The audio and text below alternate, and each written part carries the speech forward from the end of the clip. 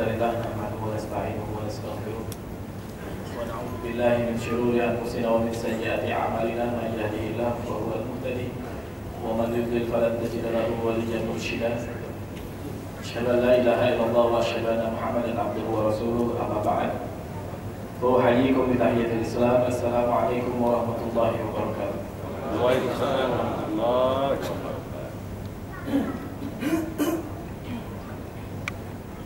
Allahumma alimna ma yanfa'una wanfa' fima 'allamtana.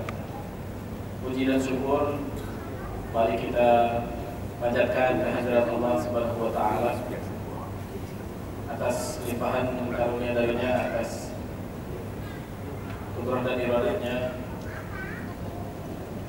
atas hidayah yang disampaikan kepada kita. Kita digerakkan hati untuk menghadiri majlis pada kesempatan siang hari ini. Mudah-mudahan Allah menambahkan kepada kita ilmu, dan kita juga memohon kepada Allah Subhanahu wa taala agar menganugerahkan, merezekikan kepada kita kepahaman. Dengan kepahaman itulah kita bisa mengarungi kehidupan ini dengan terang benderang, dengan jelas, karena kita selalu mendapatkan guidance, tuntunan dari Allah Subhanahu wa taala. Salawat dan salam kepada baginda Nabi Muhammad sallallahu alaihi wasallam, kepada sahabat, kepada keluarga, serta siapapun yang setia dengan sunnahnya, kepada siapapun yang memegang erat apa yang telah diajarkannya. Mudah-mudahan sampai kepada kita dijadikan umat yang mendapatkan syafaat yaumul mahsyar. Mudah-mudahan kita juga dikategorikan sebagai orang-orang yang memegang sunnah di akhir zaman yang digambarkan oleh Rasulullah. Mereka seperti memegang bara api. Hadirin majlis yang dirahmati Allah Subhanahu wa taala, Fathu Mekah, penaklukan kota suci Mekah, sudah familiar di telinga kita, sudah banyak buku yang kita baca, sudah sering kita dengar kajian tentang hal ini. Sebuah titik balik dari perjuangan Rasulullah pada tahun ke-1 atau tahun pertama Hijriah, terusir dari kampung halamannya, persis seperti gambaran Warqah bin Naufal 13 tahun sebelumnya, bahwa orang seperti engkau wahai Muhammad, yang membawa pesan langsung dari Tuhan kepada manusia, itu akan diusir dari kampung halamannya. Sebuah gambaran yang sangat mengejutkan yang didapatkan oleh Rasulullah, karena waktu itu posisi Rasulullah SAW di Mekah adalah orang yang sangat dicintai oleh seluruh penduduk Mekah. Jadi tidak pernah terbayangkan bagi Rasulullah dia suatu saat akan kota di mana beliau dilahirkan dan tumbuh berkembang di sana. Itu adalah di antara kemenangan yang Allah berikan kepada Nabi Muhammad SAW. Di antara runtutan futuhat dalam bahasa Arab, saya belum dapat padanan kata yang pas dalam bahasa Indonesia, yang mungkin kemenangan, ya. Kemenangan yang Allah berikan kepada Nabi Muhammad SAW setelah Rasulullah mendapatkan kemenangan di perang Badar. Perang yang pertama dilakukan oleh Rasulullah dan para sahabatnya. Kalau digambarkan dalam surat Al-Anfal, itu dalam kondisi belum siap sepenuhnya, karena Rasul berharap dia tidak ketemu pasukan yang membawa senjata. Dia berharap ingin bertemu dengan kelompok yang tidak bersenjata, karena target Rasulullah keluar dari Madinah itu ingin mencegat kafilah dagangnya Abu Sufyan. Tapi Allah berfirman dalam surat Al-Anfal, kehendak Allah lah yang terjadi. Kemudian Allah mengatakan itu semuanya dalam rangka untuk memunculkan kebenaran atau al-haq dan menghancurkan kebatilan.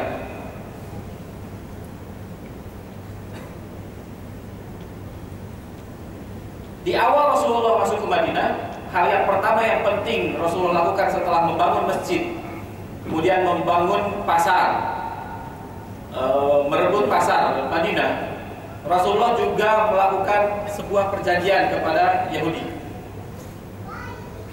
Rasulullah tahu betul karakter Yahudi, dan Yahudi pun datang ke Madinah itu sebagai bangsa pendatang. Mereka diusir dari Romawi, mereka diusir dari Eropa, karena raja-raja yang tahu itu mereka sadar betul Yahudi dimanapun berada, dia selalu menjadi biang kerok, dia selalu menjadi benalu untuk kekuasaan.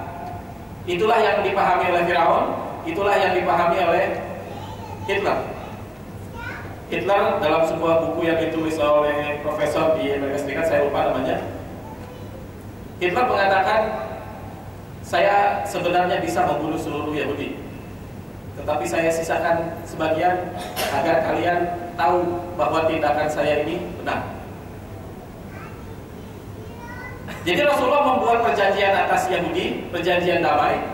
Ada 3 kabilah besar Yahudi di Madinah. Pertama adalah Bani Quraidah, kedua adalah Bani Nadir, ketiga adalah Bani Nadir, Bani Quraidah, dan Bani Qainuqa. Setelah perang Badar, Bani Qainuqa menganggap kemenangan Rasulullah itu kemenangan yang ya pantaslah Muhammad menang, dia melawan Quraisy yang tidak tahu apa-apa. Dia perang melawan Quraisy yang tidak tahu cara berperang yang benar. Singkat cerita, atas penghinaan ini mulai terjadi ketegangan antara umat Islam dengan Bani Qainuqa. Puncaknya yaitu ketika mereka mengganggu seorang perempuan muslimah di pasar Bani Qainuqa. Kemudian terbunuh seorang Yahudi yang pelakunya, dan para seorang sahabat yang membunuh Yahudi itu pun dibunuh oleh Yahudi.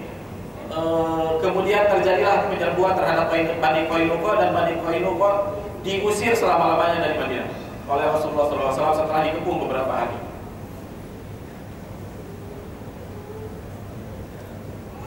Kemudian setelah itu terjadi pengkhianatan yang sama dilakukan oleh Bani Nadir.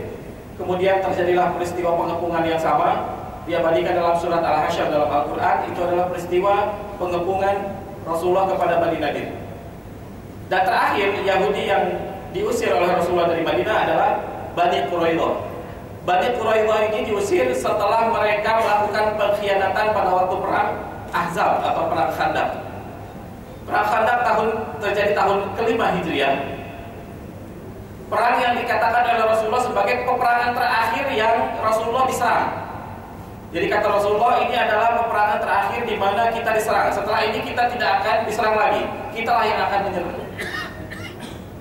10.000 pasukan Quraisy dan seluruh kabilah Arab yang memusuhi Muhammad SAW dan pengikutnya mengepung kota Madinah, yang pada waktu itu kalau dijumlah seluruh penduduk Madinah dengan perempuan dan anak-anak tidak sampai 10.000 orang.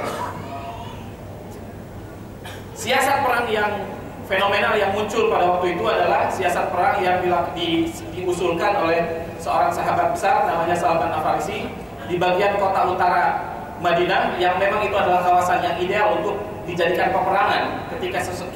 Ketika ada satu pasukan manapun yang ingin menghancurkan Madinah dan menduduki Madinah, itu pasti menyerang dari arah utara. Rasulullah membangun parit 8 meter bahkan sampai 10 meter lebarnya. Itu semuanya adalah usulan dari Salman Al-Farisi. Maka tidak pernah terjadi konfrontasi peperangan secara langsung. Yang terjadi adalah perang urat syaraf.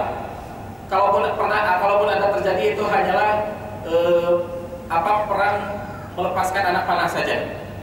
Ada sekitar 6 orang dari penduduk Muslim, dari pengikut Rasulullah yang terbunuh, dan lebih dari 10 orang dari orang-orang Quraisy dan kabilah-kabilah yang lain juga terbunuh.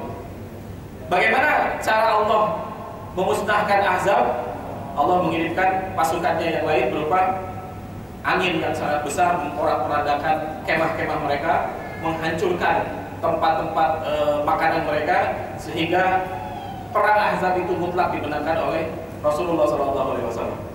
Nah, pada waktu perang Ahzab ini terjadi pengkhianatan Bani Quraidah, Yahudi yang sebenarnya terikat perjanjian dengan Rasulullah, perjanjian damai. Mereka menyerang secara diam-diam di malam hari dari belakang. Disitulah ada kepahlawanan seorang sahabat perempuan yang mengetahui pengkhianatan itu dan dia melakukan perlawanan dan Yahudi ini kalah. Selepas perang Ahzab selesai, langsung datang perintah dari Allah Subhanahu wa taala. Diceritakan dalam sejarah, Rasulullah masuk ke rumahnya, meletakkan pakaian perangnya, meletakkan pedangnya, datang malaikat Jibril, perang belum selesai. Kamu harus menuntut balas kelakuan Bani Quraidah. Dari situlah terjadi pengusiran Bani Quraidah, dan dari hari itu Madinah sampai hari ini tidak pernah bisa dimasuki lagi oleh orang Yahudi. Tahun ke-6 Hijriah,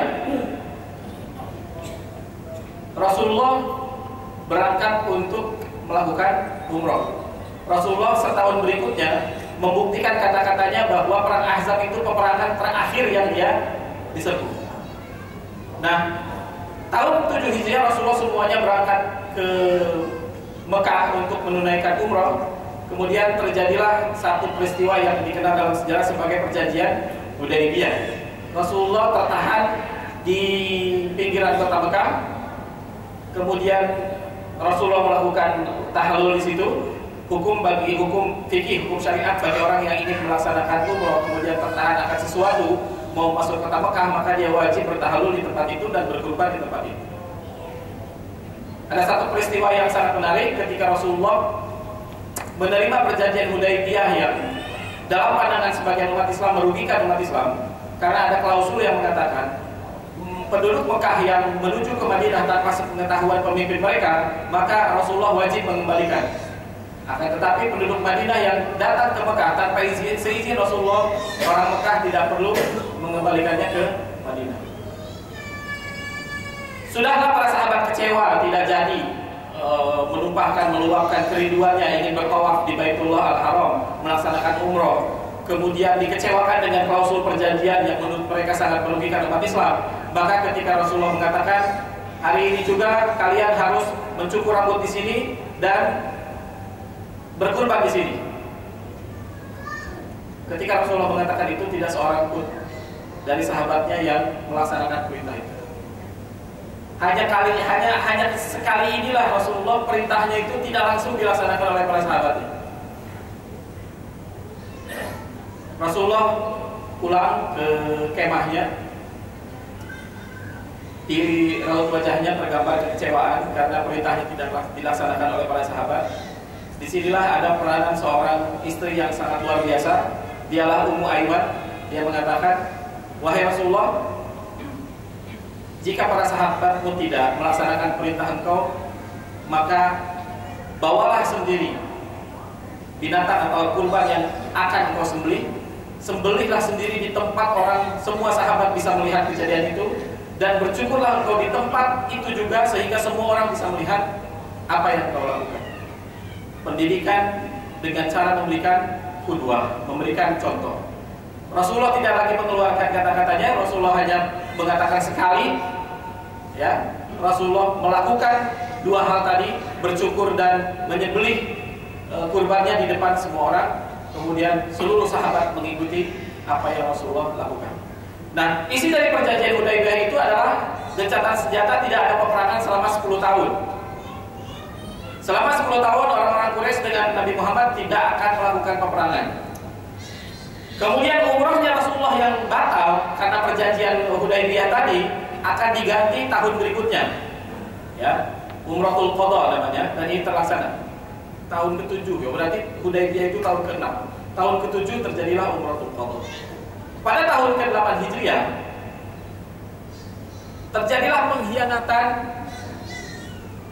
yang dilakukan oleh orang Quraisy. Jadi perjanjian Hudaybiyah itu hanya bertahan 2 tahun.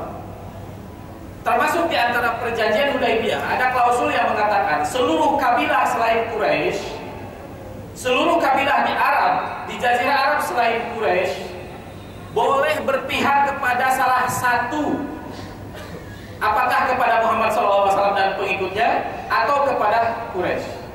Ada dua suku yang ada waktu itu, namanya Bani Bakr dengan Bani Khuza'ah, yang sudah berperang berpuluh-puluh tahun. Bani Khuza'ah telah memeluk Islam, sementara Bani Bakr itu tetap belum menerima Islam. Nah, ketika Bani Khuza'ah dan Bani Bakr terlibat peperangan, orang-orang Quraisy membantu Bani Bakr. Bukan hanya membantu persenjataan, bukan hanya membantu logistik peperangan, mereka juga membantu personel, mengirim orang-orang Quraisy untuk membantu Bani Bakr melawan Bani Khuza'ah. Pengkhianatan inilah yang dipahami dan diketahui oleh Rasulullah SAW. Bahkan orang-orang Quraisy pada waktu itu sangat takut dengan pengkhianatan itu, karena dia tahu Rasulullah dibiarkan berdamai 2 tahun, itu perkembangannya sangatlah luar biasa. Jadi dia tahu kalau Nabi Muhammad dan para pengikutnya tahu pengkhianatan ini, mereka akan mengirim pasukan yang besar yang mereka tidak akan mampu melawannya. Maka sebagai bentuk tanggung jawab, sebagai bentuk upaya untuk menyelamatkan keadaan, diutuslah Abu Sufyan untuk pergi ke Madinah untuk memperbaharui perjanjian damai itu. Sampai di masjid Nabi, sampai di depan Nabi Muhammad SAW, dia mengatakan hal-hal yang mencoba mengingatkan perjanjian itu. Satu kata pun tidak keluar dari mulut Rasulullah. Bahkan Rasulullah berpaling. Ummu Habibah, istri Rasulullah, anak Abu Sufyan sendiri, ketika ayahnya datang ke rumahnya, dia melipat karpet, melipat tikar. Abu Sufyan mengatakan, wahai anak perempuanku, ini aku adalah ayahmu. Kata Ummu Habibah, itu adalah tempat duduknya Rasulullah, sedangkan kamu tidak beriman. Maka kamu termasuk orang musyrik yang najis, tidak boleh duduk di tempat duduk Rasulullah SAW. Kemudian dia datang kepada Abu Bakar, dia datang kepada Umar, dia datang kepada Ali, mencoba meminta bantuan mereka agar dia bisa berunding lagi dengan Rasulullah. Tapi tidak ada satupun penduduk Madinah yang bisa memberikan syafaat, memberikan bantuan kepada Abu Sufyan. Abu Sufyan kembali ke Mekah tanpa ada hasil apapun. Secara diam-diam Rasulullah memerintahkan seluruh sahabatnya untuk bersiap-siap. Bahkan ketika turun idza jaa nasrullahi wal fath wa ra'aitan nasa yadkhuluna fi dinillahi afwaja, itu adalah sebagai bukti, sebagai pesan, sebagai kode dari Allah Subhanahu wa taala bahwa sesaat lagi kemenangan itu akan datang. Sesaat lagi Mekah itu akan ditaklukkan. Sesaat lagi penduduk Mekah itu akan berbondong-bondong menerima Islam. Maka Rasulullah memerintahkan para sahabatnya untuk bersiap-siap melakukan penyerbuan ke Mekah, tapi dilakukan secara silent, smooth, tidak ada yang tahu. Ada seorang sahabat Rasulullah yang ikut perang Badar, namanya Hatib bin Abi Balta'ah. Dia merasa khawatir karena di Mekahnya itu masih banyak saudaranya. Maka dia menulis surat memberitahu penduduk Mekah agar bersiap-siap, terutama keluarganya, karena Muhammad sedang mempersiapkan pasukan yang sangat besar yang akan menaklukkan kota Mekah. Datanglah wahyu dari Allah Subhanahu wa taala memberitahu Rasulullah akan apa yang dilakukan oleh Hatib bin Abi Balta'ah. Suratnya ini di kurirnya adalah dikirimkan seorang perempuan, dan dia menyembunyikan suratnya itu di ikatan rambutnya.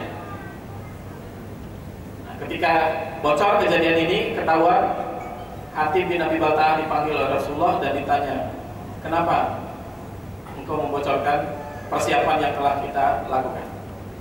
Kata Hatib bin Abi Balta'ah, ya Rasulullah, saya adalah orang yang beriman, saya adalah pengikut engkau, saya adalah orang yang setia dengan ajaran engkau. Sungguh apa yang aku lakukan ini karena aku khawatir keluargaku yang tidak ikut-ikutan seperti penduduk Mekah lainnya yang memerangi kamu dulu dan mengusir kamu dari Mekah. Saya khawatir keluargaku dalam kondisi chaos, dalam kondisi perang, mereka tidak terlindungi. Saya hanya ingin menyelamatkan mereka saja. Saya hanya ingin membuat mereka bersiap-siap ketika terjadi penaklukan kota Mekah. Dengan berangnya Sayyidina Umar bin Khattab memohon kepada Rasulullah, meminta izin mau mengeksekusi Hatib bin Abi Balta'ah. Kata Rasulullah, wahai Umar, dengan sangat keras Rasulullah memperingatkan, orang yang kamu inginkan nyawanya itu adalah sahabatku yang ikut dalam perang Badar. Sampai keras sekali Rasulullah menjawabnya, sampai Umar sangat menyesal dengan perkataannya tadi dan menangis. Pelajaran dari cerita ini bagi saya, Umar itu ketika Rasulullah wafat, kemudian ketika Abu Bakar wafat dan dia jadi khalifah, banyak sekali tingkah lakunya, banyak sekali apa yang gerak-geriknya itu berdasarkan ilham.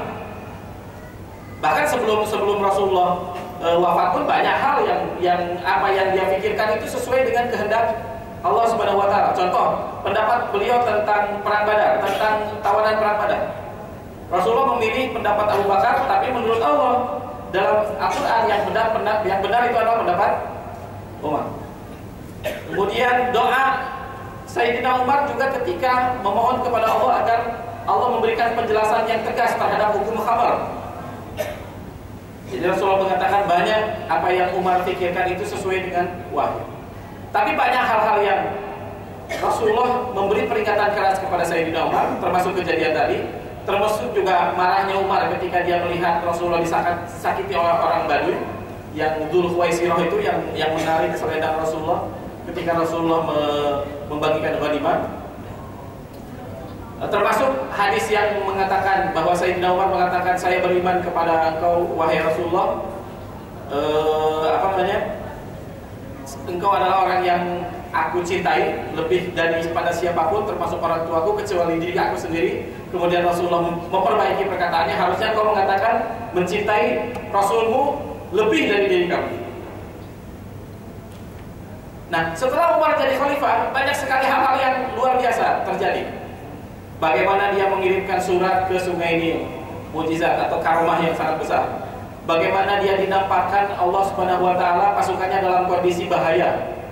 Dia sedang khutbah di Madinah, pasukannya di Palestina, dinampakkan di hadapannya bahwa pasukannya itu dalam kondisi bahaya. Di tengah-tengah khutbah pun dia mengatakan kata-kata di luar khutbah, yang kata-katanya itu didengar oleh pasukannya yang ada di Palestina, ribuan kilometer dari Madinah.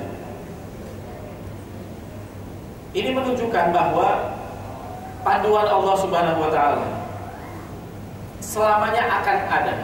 Ketika orang yang menerima panduan wafat, maka panduan itu akan berpindah kepada orang berikutnya. Jadi mustahil Allah Subhanahu wa taala membiarkan orang-orang beriman, membiarkan orang-orang yang inginkan kebenaran dibiarkan saja tanpa panduan. Itu mustahil. Allah memberikan panduan, kalau kepada Nabi datanglah wahyu kepadanya, kalaulah kepada orang-orang soleh datanglah ilham kepadanya. Jadi ketika wahyu terputus dengan wafatnya Rasulullah SAW, maka ilham sampai kepada Abu Bakar. Abu Bakar wafat, ilham itu sampai kepada Sayyidina Umar. Sayyidina Umar wafat, ilham itu sampai kepada Sayyidina Utsman. Sayyidina Utsman wafat, ilham itu sampai kepada Sayyidina Ali. Dan begitulah seterusnya. Mustahil Allah Subhanahu wa taala membiarkan umat ini, orang-orang yang menginginkan kebenaran, tanpa panduan. Masalahnya, tergantung manusianya itu apakah dia akan merespon orang yang menerima panduan itu atau tidak. Dalam surat At-Taubah ayat terakhir, 2 ayat terakhir, Allah berfirman, "Qad ja'akum rasulun min anfusikum azizun 'alaihi ma 'anittum harisun 'alaikum bil mu'minina raufur rahim." Sungguh telah datang kepadamu seorang utusan. Lihat, firman Allah dalam ayat ini, Allah mengatakan rasulun, seorang utusan. Dalam bahasa Arab, dalam tata bahasa Arab, rasulun di situ dalam bentuk nakirah umum. Maksudnya, ketika rasulun dibentuk umum dalam ayat itu belum tentu berarti Rasul Muhammad. Apakah Rasul Muhammad itu masuk dalam ayat itu? Termasuk, tapi tidak satu-satunya. Karena ayat itu, kata-kata itu dibuat umum atau nakiroh istilahnya. Yang jelas Allah memberikan sifat-sifat utusan yang datang kepada manusia itu sifatnya adalah min anfusikum. Utusan itu dari kelompok kalian sendiri. Utusan itu dari manusia. Harisun alaikum, sifat yang menonjol adalah harisun alaikum. Dia selalu ingin tahu keadaan kalian.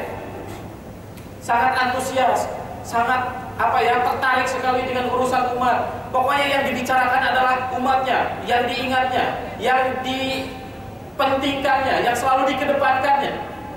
Lihatlah bagaimana Rasulullah SAW mendapatkan tawaran satu doa yang tidak ditolak. Wahai Muhammad, mintalah kepada Allah, permintaan kamu itu wajib Allah jawab, wajib Allah kabulkan. Itu hak setiap nabi diberikan. Kata Rasulullah, seluruh nabi menggunakan doa itu. Nabi Sulaiman berdoa, ya Allah, berikan kepadaku kerajaan yang tidak engkau berikan kepada siapapun setelah aku dan tidak pernah engkau berikan kepada siapapun sebelum aku. Nabi Ibrahim berdoa, ya Allah, berkahilah tanah haram. Sampai hari ini keberkahan tanah haram tidak pernah berkurang. Kata Rasulullah, ya Allah, saya simpan doa ini untuk nanti syafaat umatku di yaumul mahsyar.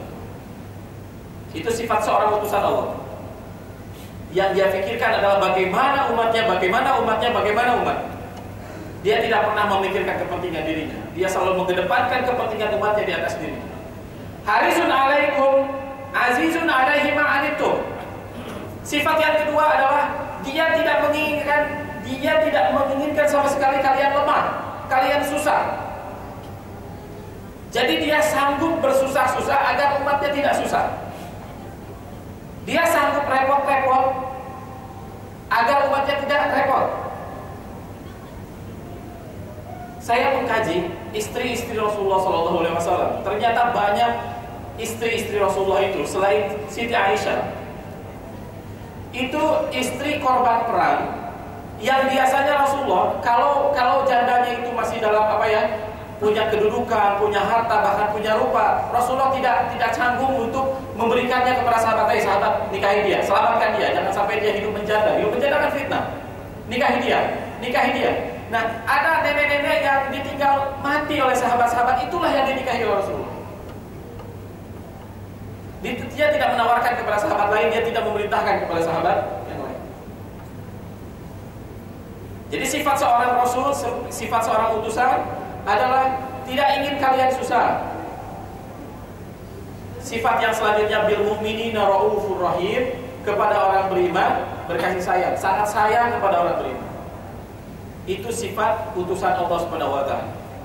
Jadi kalau ketemu orang seperti itu, mungkinlah dia membawa panduan untuk kita. Tetapi dalam ayat selanjutnya Allah mengatakan, fa in tawallau faqul hasbiyallahu la ilaha illa huwa alaihi tawakkaltu wa huwa rabbul arsyil azim. Rasulullah Allah memberitahu bahwa mayoritas manusia itu akan berpaling kepada orang seperti ini. Allah mengatakan, dan jika mereka berpaling, faqul hasbiyallah, katakanlah wahai utusanku, cukuplah Allah pelindungku. Hasbiyallah, la ilaha illa huwa, tidak ada Tuhan selain darinya. Alaihi tawakkal, kepadanya kami bertawakal, kami bersandar. Wa huwa rabbul arsyil azim, dan dialah pemilik arsy yang besar, yang agung. Jadi panduan ini sekali lagi akan ada terus, baik itu sampai kepada Nabi dan orang-orang yang melanjutkan perjuangan Nabi Muhammad SAW sampai akhir zaman. Panduan ini akan datang melalui Rasul, melalui seorang utusan dari kalangan manusia dengan karakter-karakter yang disebutkan tadi. Walaupun banyak manusia itu tidak peduli dengan seruan itu, tidak menyambut seruan itu, tidak mengambil peringatan dari apa yang mereka sampaikan. Kembali lagi kepada cerita Fathu Mekah. 10.000 orang dibagi menjadi beberapa kelompok. Rasulullah memerintahkan memasuki kota Mekah itu dari berbagai jalan, tidak hanya satu jalan. Ada pasukan yang dipimpin oleh Khalid bin Walid, ada pasukan yang dipimpin oleh Abdullah bin Zubair, Ada pasukan yang dipimpin oleh Rasulullah sendiri dan ada pasukan yang dipimpin oleh Abu Ubaidah Al-Jarrah. Hanya pasukan Khalid saja yang ada pertempuran sedikit. Itu pun yang terbunuh sekitar 2 orang saja. Pada umumnya peperangan Fatu Mekah ini susah untuk dikatakan sebagai sebuah peperangan karena tidak ada kontak senjata secara langsung antara kedua pasukan besar. Karena Quraisy pada waktu itu sudah tidak mungkin melawan pasukan Rasulullah yang 10.000 orang itu. Abu Sufyan masuk Islam di pinggiran kota Mekah sebelum Rasulullah masuk ke kota Mekah. Pada waktu itu bulan Ramadan. Rasulullah dalam keadaan berpuasa dengan para sahabatnya. Di situ pun Rasulullah mensyariatkan boleh berbuka bagi orang yang dalam perjalanan. Jadi Rasulullah mengangkat tinggi-tinggi tempat minumnya. Hari ini boleh semuanya berbuka. Ketika akan memasuki kota Mekah, Abdullah bin Abbas berbisik kepada Rasulullah, "Wahai Rasul, sesungguhnya Abu Sufyan ini adalah orang yang suka sekali dibanggakan. Maka berikanlah sedikit penghargaan kepada dirinya."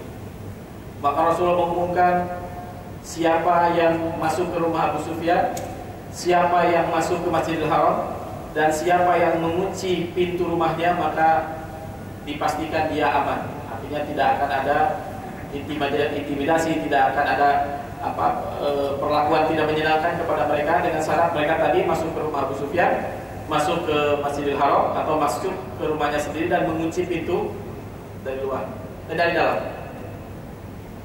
Adakah yang masuk ke rumah Abu Sufyan? Tidak ada, kecuali Abu Sufyan sendiri. Tapi itu Rasulullah itu memahami betul karakter orang. Kalau orang itu suka seperti itu, ya Rasulullah berilah. Jadi namanya itu kan tidak dihinakan. Ingat, dalam Al-Quran disebutkan raja-raja dengan pasukan yang besar itu kalau memasuki satu kampung, satu kota, satu kawasan, maka akan diluluh lantakanlah kawasan itu, dan orang-orang yang mulia di tempat itu yang ditaklukkan itu akan dijadikan orang-orang terhina. Itu karakter para raja kalau masuk satu kawasan. Innal muluka idza dakhalu qaryatan afsaduha wa ja'alu a'izzata ahliha adillah. Sesungguhnya para raja itu kalau masuk satu kampung, masuk satu kawasan, mereka akan meluluh lantakan kampung itu dan akan menjadikan orang-orang yang tadinya mulia menjadi terhina. Ini tidak dilakukan oleh Rasulullah. Maknanya Rasulullah itu bukan seorang raja, bukan raja seperti raja pada umumnya, tapi dia seorang pemimpin. Masuk ke kota Mekah, tidak satupun bangunan yang diruntuhkan, tidak satupun pohon kurma yang ditebang, tidak satupun pohon-pohonan yang dibakar. Yang terbunuh itu yang melakukan perlawanan di luar kota Mekah,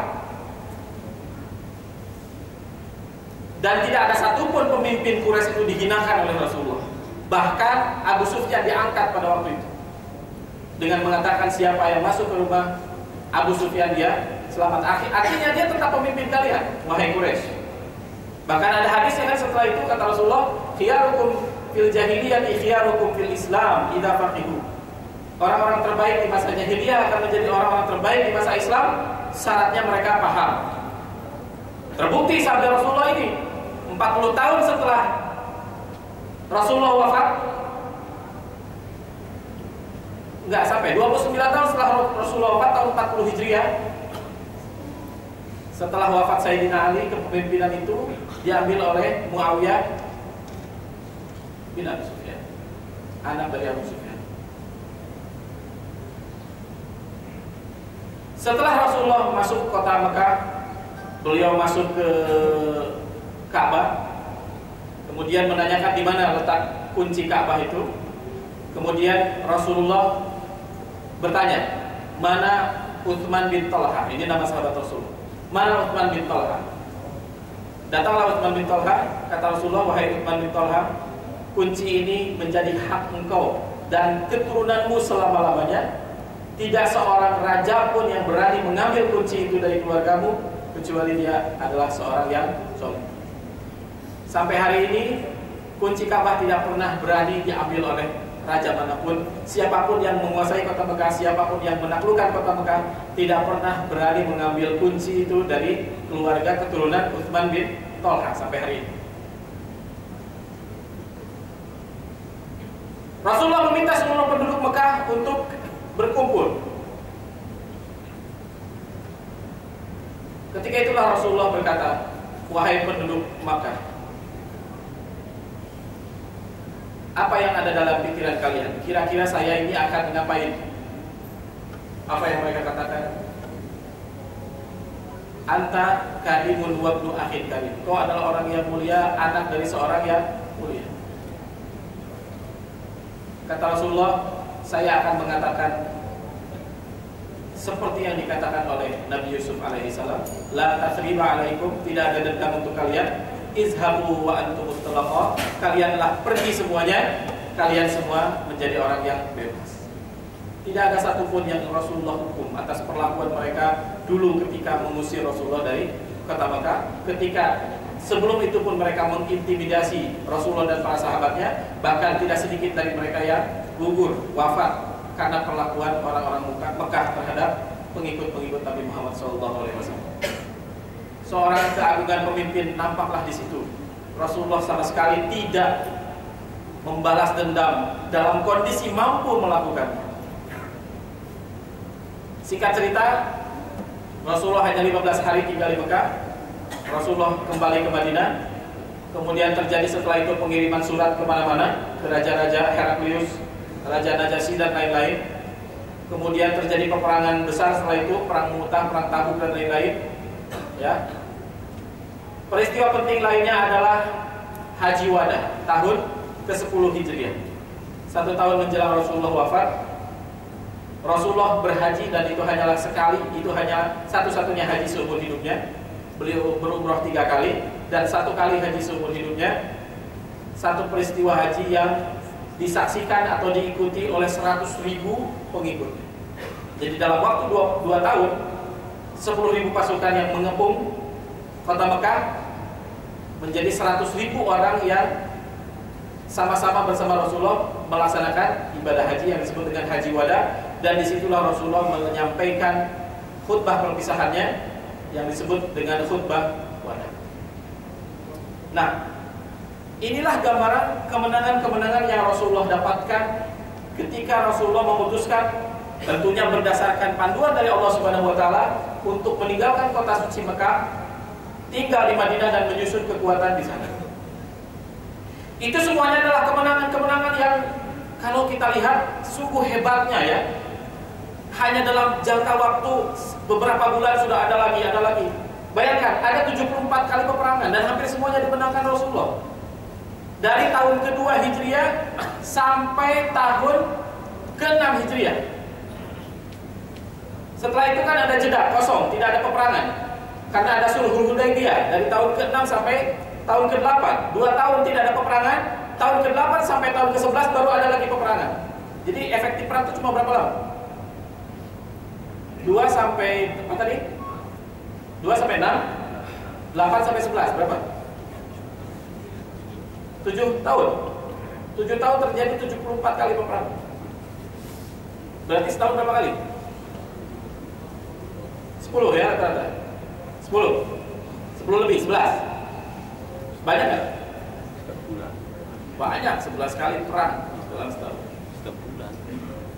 Setiap bulan. 27 kali Rasulullah memimpin peperangan itu. Berarti Rasulullah berapa kali perang? Dari 7 tahun 27 kali. 27 bagi 7 berapa? Setahun berapa kali? 4. Banyak ya? Tapi jangan salah, 27 kali peperangan yang Rasulullah memimpin itu, sekalipun Rasulullah tidak pernah membunuh lawan. Rasulullah tidak pernah membunuh lawan sekalipun. Jangan bayangkan peperangan yang dimenangkan Rasulullah itu seperti kita nonton film 300, seperti kita nonton film apa yang lain-lain. Perang Ahzab itu siapa yang, bagaimana cara menangnya? Pasukan Allah mana yang mengalahkan Ahzab itu? Kan angin. Dalam perang Badar jelas sekali yang mengeksekusi, yang memancung kepala orang-orang musyrik. Jelas sekali itu adalah malaikat, seribu malaikat yang diturunkan.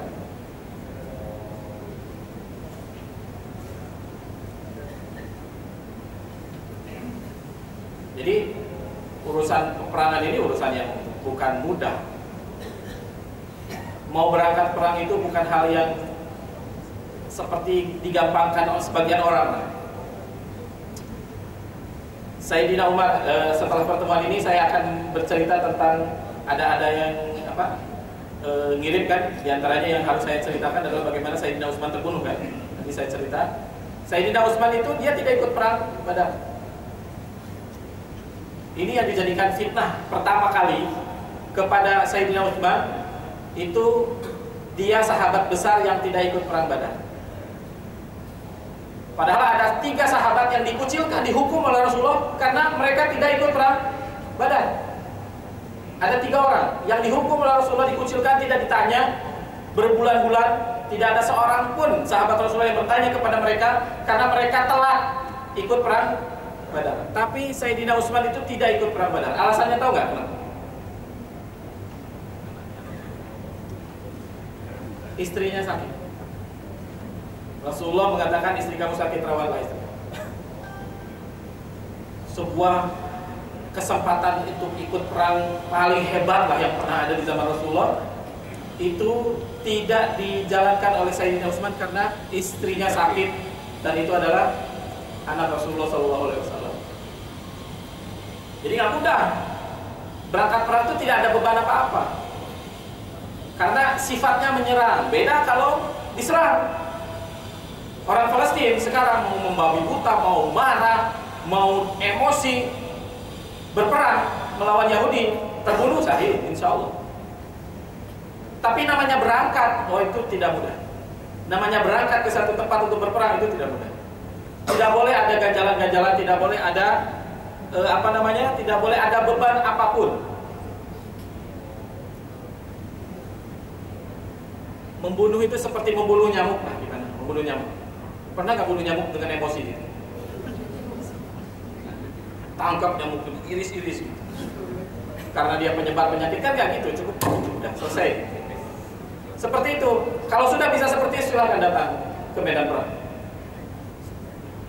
Sayyidina Ali ketika dia mau mengeksekusi mati lawan terberatnya itu, yang dia kalahkan dalam duel, diludahi kan mukanya, tidak jadi. Saya tidak ingin membunuh kamu dengan keadaan marah. Kalau udah marah bukan karena Allah lagi, karena membunuh satu nyawa. Di dalam Islam, di dalam Al-Quran disebutkan membunuh satu nyawa yang tidak berdosa sama hukumnya dengan membinasakan seluruh penduduk bumi. Berat hukum membunuh dalam Islam.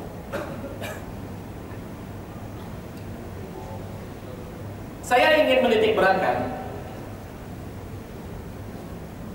kemenangan-kemenangan yang Allah berikan kepada Nabi Muhammad dalam kurun waktu 8 tahun lah sampai Fatu Mekah.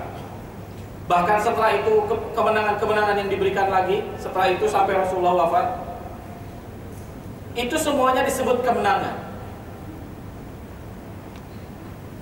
Jangan sampai lupa bahwa Rasulullah sudah mendapatkan kejayaan sebelum Rasulullah pindah ke Madinah. Jadi setelah Rasulullah mendapatkan kejayaan, barulah Rasulullah mendapatkan kemenangan-kemenangan tadi. Kejayaan dari sebuah perjuangan yang dilakukan Rasulullah lebih lama, 13 tahun di kota Mekah. Walaupun di fase ini ketika Rasulullah berjaya, tidak banyak orang yang bisa Rasul bawa, tidak banyak orang yang bisa Rasulullah jadikan pengikutnya. Tapi inilah sebenarnya kejayaan Rasulullah yang Rasulullah dapatkan, sehingga setelah itu didatangkan oleh Allah Subhanahu wa taala kemenangan-kemenangan yang luar biasa tadi. Kejayaan apa yang dimaksud adalah berjayanya Rasulullah SAW dalam misinya mengenalkan Tuhan kepada para pengikut. Walaupun pada masa ini, walaupun pada fase ini hanya 80 orang saja yang menjadi pengikut Rasulullah SAW. Bandingkan dengan bilangan yang tadi, 300 perang Badar, 313 perang Badar. 3.000 perang Ahzab, 10.000 Fatu Mekah, 100.000 Haji Wada. Tidak apa-apanya jika dibandingkan perjuangan Rasulullah 13 tahun itu hanya mendapatkan 80 orang pengikut saja. Tapi sebenarnya disinilah Rasulullah berjaya. Disinilah kemenangan yang sebenarnya ketika Rasulullah berhasil.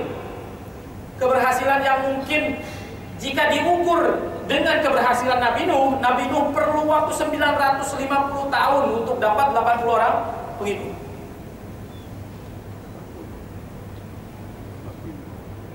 80 orang yang betul-betul solid, 80 orang yang betul-betul setelah Rasulullah wafat, kemenangan-kemenangan itu terus lagi dilanjutkan oleh mereka, bahkan lebih besar lagi, lebih luas lagi, lebih lama lagi.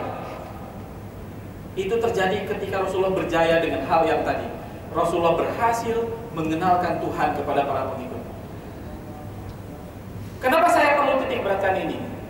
Permasalahan yang dihadapi manusia sekarang semuanya bertumpu kepada satu kehilangan yang besar. Kehilangan apa itu adalah? Kehilangan Tuhan. Kenapa kehilangan Tuhan? Karena hanya Tuhan saja yang mampu mendatangkan, mengendalikan hati siapapun, sehingga dari hati itu muncul kesadaran, hati itu muncul kasih sayang. Hanya Allah yang bisa, hanya Tuhan yang bisa. Tetapi masalahnya, manusia kehilangan Tuhan, manusia kehilangan kasih sayang. Itu bermula ketika manusia kehilangan pemimpin. Pemimpin seperti apa? Pemimpin yang mampu mengenalkan kepada Tuhan yang tadi. Pemimpin yang mampu berjaya seperti kejayaan Nabi Muhammad SAW tadi. Sekarang inilah permasalahannya. Sama keadaan kita sekarang, sama seperti keadaan nabi-nabi dahulu sebelum beberapa saat nabi dimunculkan, sebelum beberapa saat seorang rasul muncul. Sama kondisi kita, dan selalu sama penyelesaian Allah Subhanahu wa taala. Allah mengirimkan seorang pemimpin yang dengan pemimpin itu dia mampu menyelamatkan orang-orang yang dia bisa selamatkan untuk sampai kepada Allah Subhanahu wa taala, untuk sampai kepada Tuhan. Inilah yang terjadi ketika Talut waktu itu dijadikan pemimpin oleh Yahudi. Yahudi tahu yang bisa menyelesaikan itu hanya pemimpin yang ditunjuk Tuhan. Gak mungkin yang lain, gak mungkin ada cara lain, gak mungkin ada solusi lain. Hanya ini saja. Maka dia pun datang kepada Nabi Samuel. Wahai Nabi Samuel, doa kepada Allah, tunjuk seorang pemimpin. Minta ditunjuk seorang pemimpin. Kan pintar tuh si Yahudi. Tahu bahwa permasalahan ini yang bisa menyelesaikan cuma Allah. Tahu yang bisa menyelesaikan itu bukan Allah datang langsung, tapi ditunjuklah seorang pemimpin. Tahu bahwa kualitas Nabi Samuel itu walaupun dia nabi, dia bukan seorang pemimpin. Kenapa bukan Nabi Samuel yang dijadikan pemimpin? Kenapa mereka tidak berdoa? Samuel, doa dong, kamu jadi pemimpin. Enggak, kapasitas Nabi Samuel itu bukan pemimpin. Jadi banyak orang soleh, hatta para nabi pun, sampai para nabi pun kapasitas dia tidak jadi pemimpin, dia tidak jadi pemimpin. Nabi Yusuf, apa dia jadi pemimpin? Tidak. Kapasitas dia menjadi seorang menteri.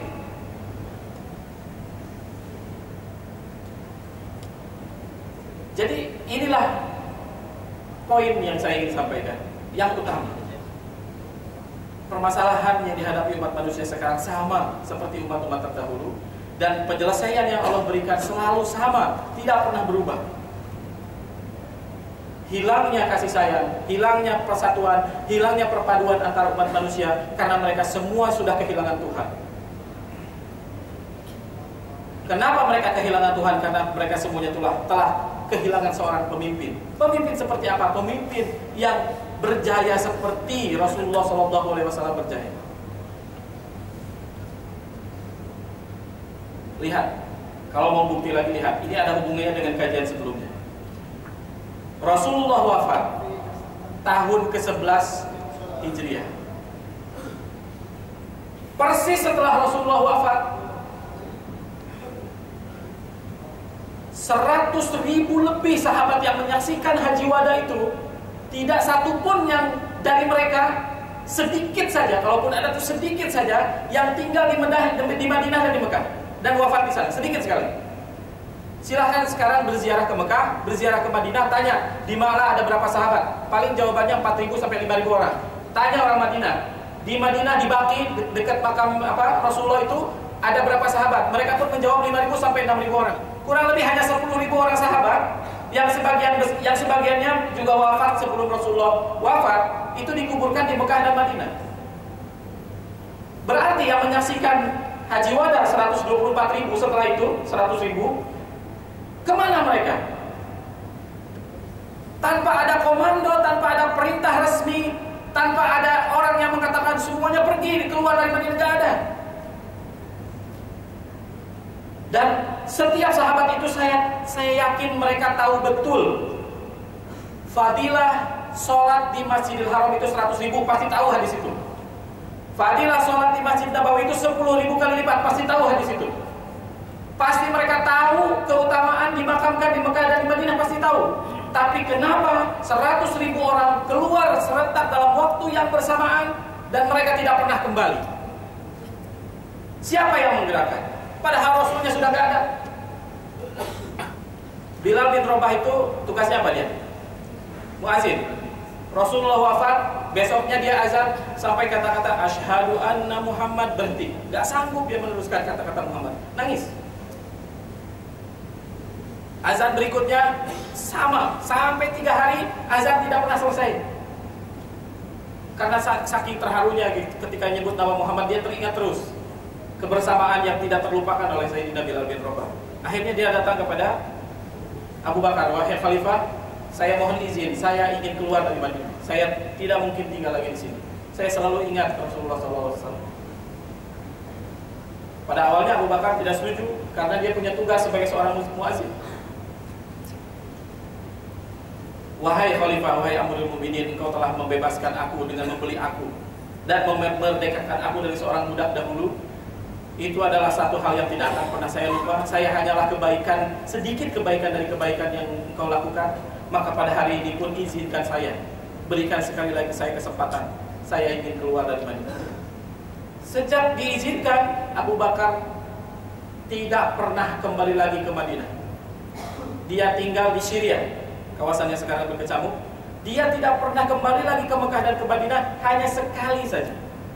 Hanya sekali saja, itu pun diundang spesial oleh Umar bin Khattab. Kenapa? Umar bin Khattab rindu dengan suara azan yang dikumandangkan oleh Bilal. Ketika itu disampaikan kepada para sahabat yang lainnya, saya sangat kangen, saya sangat rindu dengan suara itu. Diundanglah dia hanya untuk azan.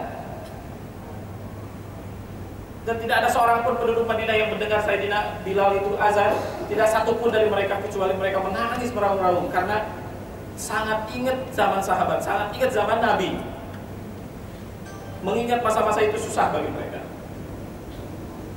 Ada sahabat yang sampai ke bulan yang lalu saya cerita, sampai ke Asia Tengah, sampai ke Samarkand, balik-balik lagi ke Madinah.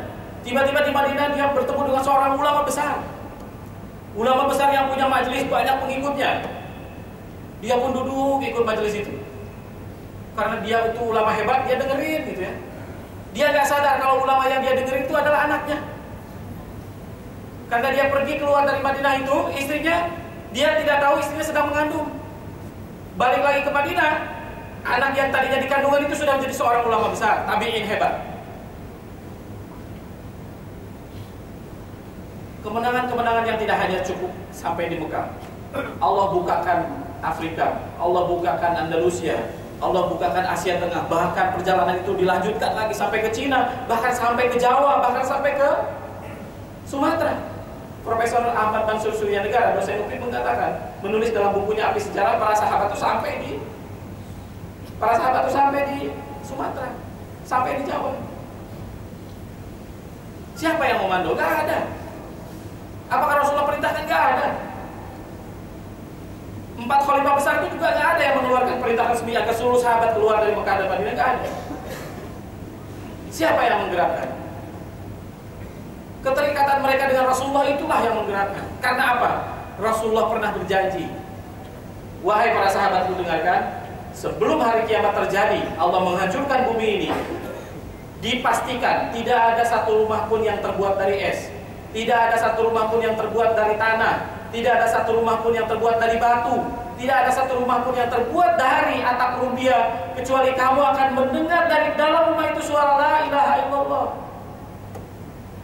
Di Madinah, di Mekah waktu itu gak ada rumah dari es, gak ada rumah dari atap rumbia, gak ada. Ini menandakan, memberikan message yang ditangkap oleh para sahabat bahwa Islam ini akan sampai kepada seluruh dunia. Maka mereka berlarian setelah itu ingin membuktikan di mana rumah yang terbuat dari es, di mana rumah yang terbuat dari batu, untuk disampaikan hidayah ini kepada mereka. Jadi ketertarikan mereka akan ada seorang yang bersyahadat karena usaha yang dilakukan mereka. Allah datangkan hidayah kepada orang ini, bagi mereka jauh lebih menarik daripada mereka harus tinggal stay di Madinah hanya untuk menikmati ibadah yang dilipat gandakan 100.000 kali atau 10.000 kali. Karena Rasulullah mengatakan seorang laki-laki mendapatkan hidayah karena sebab engkau Allah datangkan hidayah kepada dia, itu lebih baik dari dunia dan isi. Dan tidak ada satupun janji Rasulullah yang Rasulullah sebutkan kecuali seluruh sahabat berlomba ingin membuktikan janji itu. Ketika perang Ahzab, Rasulullah berjanji Kisra akan ditaklukkan, Persia akan ditaklukkan. Ketika menggali parit sampai pada batu yang keras itu nggak bisa dihancurkan, kan terjadi kilatan yang karena ketemu alat dengan batu itu. Rasulullah mengatakan di pukulan pertama Kisra akan jatuh, Persia akan jatuh. Di pukulan kedua Konstantinopel akan takluk. Ucapan yang dipegang oleh sahabat bahwa pasti kerajaan Persia dan Konstantinopel Romawi itu akan ditaklukkan. Rasulullah wafat, puluhan, ratusan, bahkan ribuan orang yang mencoba melakukan itu.